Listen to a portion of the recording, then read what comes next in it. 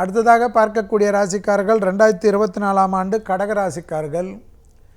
சிவனை சரணாகதி அடையுங்கள், விநாயகரை சரணாகதி அடையுங்கள். கோளர் பதிகத்தை கேட்க கேட்க அனுகூலம் காணப்படும். கண்டிப்பாக நல்ல அனுகூலம் காணப்படும், மாற்றங்கள் காணப்படும். தொழில், உத்தியோகம், வியாபாரம், படிப்பு சம்பந்தப்பட்ட விஷயத்தில் கண்டிப்பாக மார்ச் 14ஆம் தேதிக்கு பிறகு படிப்படியாக நல்ல முன்னேற்றம் காணப்படும். சித்திரைக்கு பிறகு பெரிய கௌரவங்கள் ஏற்படும்.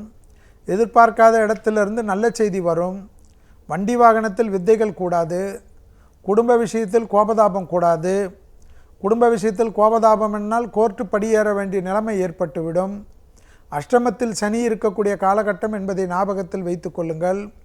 பெற்றோர் பெரியவருடைய தேக ஆரோக்கியம், தொலைதூரத்தில் குடும்பத்தை விட்டு பிரிந்து இருக்கக்கூடிய கடகராசிக்காரர்கள் கூட தினமும் தாய் தந்தையருடனோ இரத்த பந்த உறவுகளுடனும் பேசுவது மிக முக்கியம்.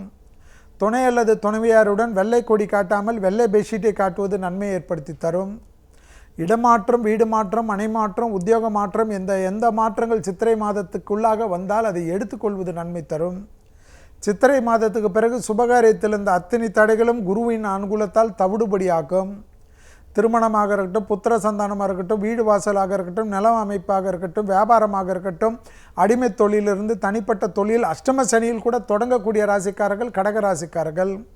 அரசியலில் சிறிது கவனமாக, வார்த்தைகளில் மட்டும் கவனமாக இருக்க வேண்டும். அரசாங்க உத்தியோகத்தில் இருப்பவர்களும் கண்டிப்பாக சிறிது கவனமாக இருக்க வேண்டும்.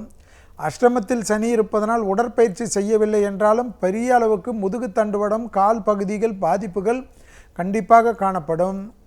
தேகாரோக்கியத்தில் அலட்சிப்படுத்தாதீர்கள்.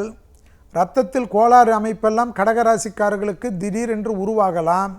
அது பெரிய அளவுக்கு சங்கடத்தை ஏற்படுத்தி தரும். குலதெய்வ வழிபாடியும் சிவன் வழிபாடியும் விட்டுவிடாமல் இருக்கக்கூடிய கடகராசிக்காரர்களுக்கு நன்மைகள் காணப்படும்.